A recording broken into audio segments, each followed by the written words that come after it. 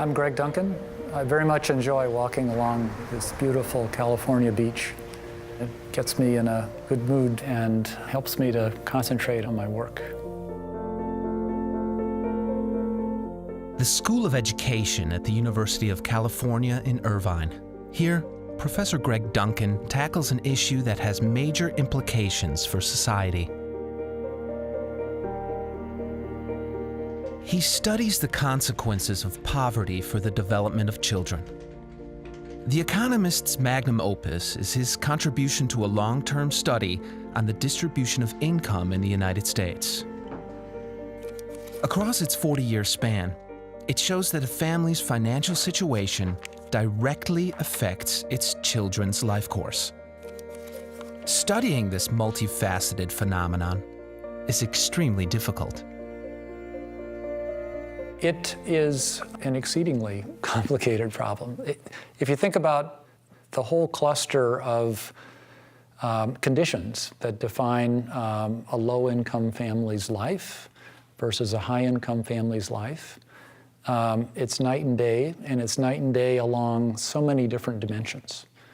You can think just physically about the housing setting, the neighborhood setting, the school setting. You can think about the kinds of family processes that are quite different. You can think about the kind of human capital that parents bring in teaching children. All of those things differ very dramatically. And Greg Duncan has thoroughly investigated all of these aspects. His findings reveal that underprivileged children are caught in a vicious circle.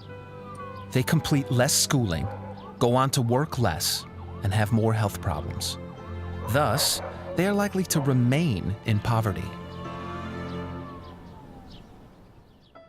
Children from an affluent background can enter the world of knowledge much more easily. More income enables families to buy things that will help their children, higher quality childcare, books in the home.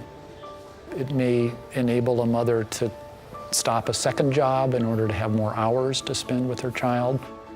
That kind of expenditure pathway is another way in which income may affect kids and benefit them.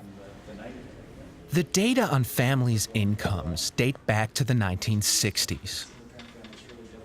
They show a widening income gap over the years between rich and poor families, which leads to unequal educational opportunities for the children involved. If you look at where that bottom 20th percentile is, it's about part of what our panel study of income dynamics data set provides is the kind of motion picture over the last 40 years of how income inequality has increased, how the schooling levels of children in higher and lower income families have increased accordingly.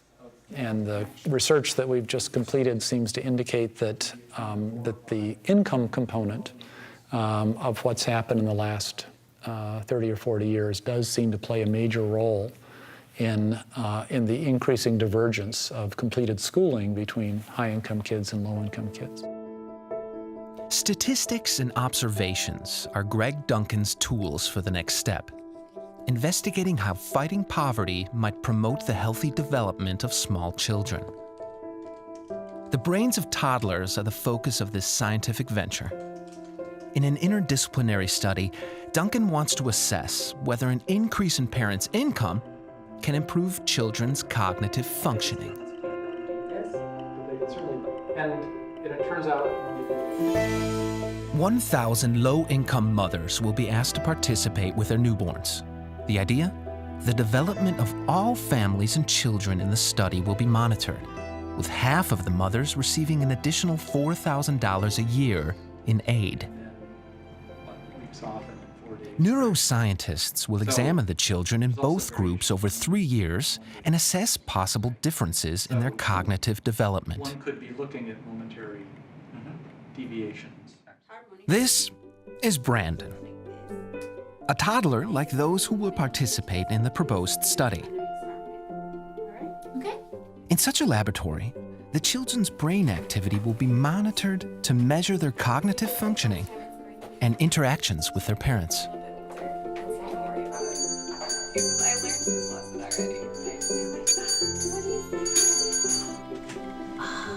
Books and other stimuli are not as prevalent in poor families.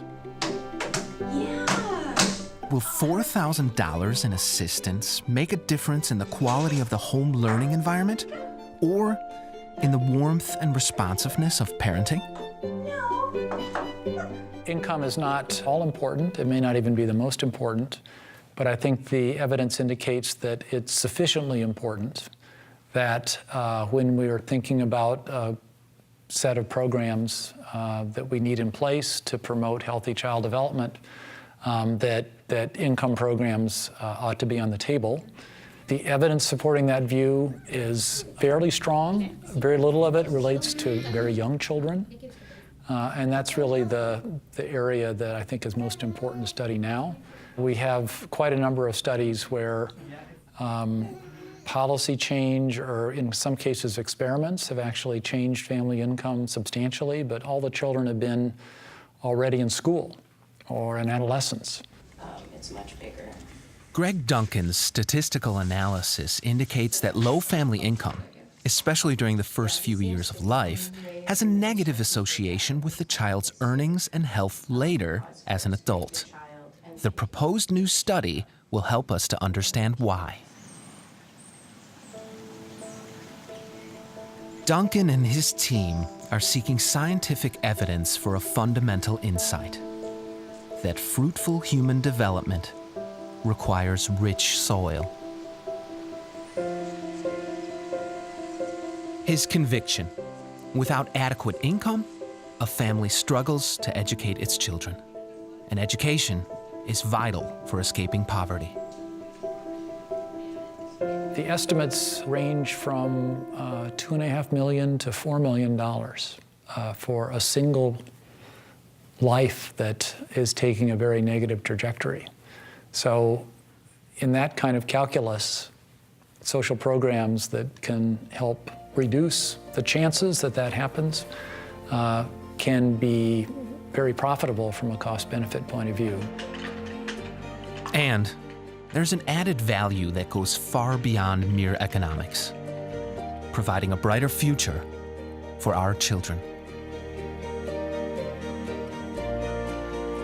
Children growing up in high-income families and low-income families have very different chances of growing up and becoming successful adults. And we really need to focus our attention as a society on trying to promote equality of opportunity in the best possible ways.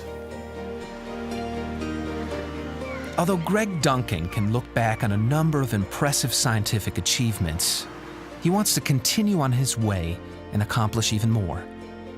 But he has already demonstrated that our decisions on how we address childhood poverty can change individual destinies and will have a major impact on the life course of millions of children.